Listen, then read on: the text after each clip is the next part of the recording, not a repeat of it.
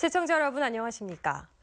지진 이후 포항 시민들의 저소비 기조와 외지 관광객의 방문 기피 등으로 급격히 침체에 빠진 지역 상권을 되살리기 위한 대규모 세일전이 오늘부터 내년 2월까지 펼쳐집니다. 또한 포항사랑 상품권을 10% 할인 판매하는 이벤트도 열리는데요. 박상환 기자가 보도합니다. 포항의 대표적 상권인 중앙 상가거리. 지진이 발생한 지 한 달이 지났지만 외지에서 온 단체 관광객은 사라졌고 연말 특수도 기대하기 어려운 실정입니다. 소비 심리까지 위축되면서 간간히 찾아온 손님들의 꽁꽁 얼어붙은 지갑은 쉽게 열리지 않습니다. 이에 포항시는 지역 경제 위기 극복을 위한 대규모 세일전을 오늘부터 내년 2월 11일까지 펼칩니다. 포항 지역 외식업과 도소매업 등 모든 업종이 자발적으로 참여하는 이번 행사에는 2,300여 개 업체가 품목당 10% 이상 할인합니다.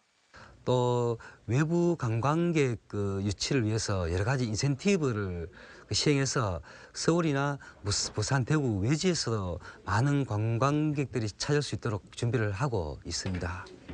이와 함께 21일부터 29일까지 10% 할인된 금액으로 포항사랑 상품권 구입이 가능합니다.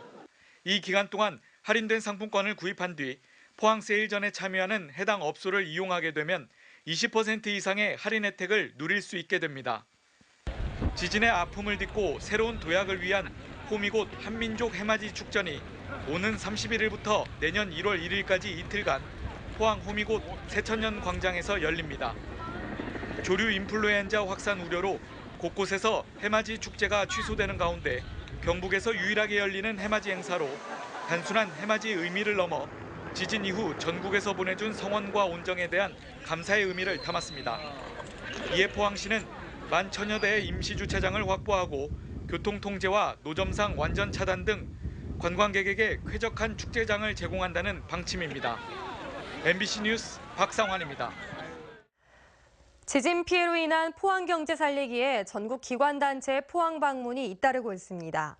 지난달 29일부터 7일까지 행정안전부 5개 부서 800여 명이 워크숍을 개최했고 지난 14일 김부겸 행정안전부 장관이 중앙지방정책협의회를, 권영진 대구시장이 4급 이상 공무원들과 함께 2018년 업무 보고를 포항에서 열었습니다.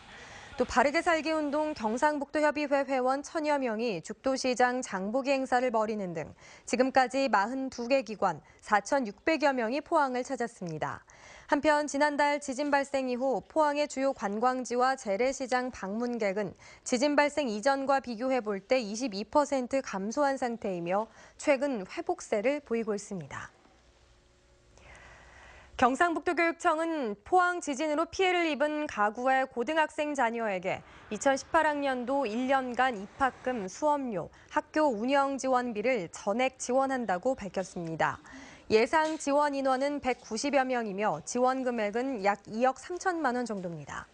학비 지원 신청은 내년 학기 초 학교에서 가정통신문 등으로 안내한 신청 기간 내에 지진 피해 읍면동 주민센터에서 피해 사실 확인서를 발급받아 학교로 제출하면 됩니다.